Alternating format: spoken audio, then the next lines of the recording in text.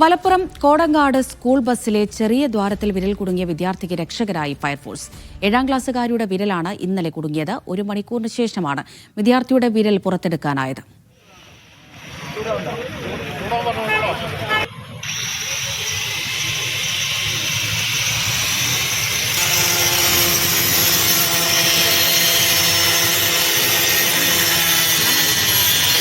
യൂനുസ് അഹമ്മദ് വിവരങ്ങൾ നൽകാൻ അയച്ചിരുന്നുണ്ട്. ഇത് എന്തായിരുന്നു യൂനുസ് സംഭവം?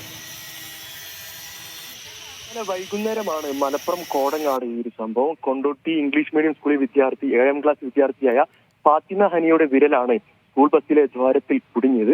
വിൻഡോ സീറ്റിലായിരുന്നു ഈ വിദ്യാർത്ഥി ഇരുന്നത്. ആ ഒരു വിൻഡോ സീറ്റിലെ തൊട്ട് ഭാഗത്തുള്ള ആ ദ്വാരത്തിലാണ് ഈ ഒരു വിദ്യാർത്ഥിയുടെ വിരൽ കുടുങ്ങിയത്. കോടങ്ങാടാണ് ഈ വിദ്യാർത്ഥിയുടെ സ്വദേശം.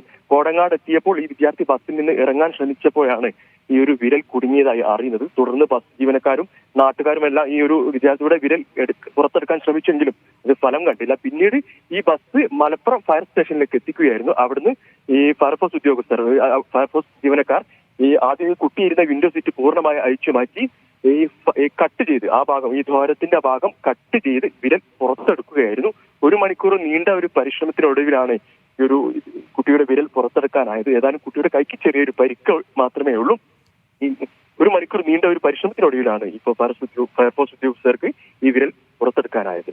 അമൃത. ശരി യൂനുസ്.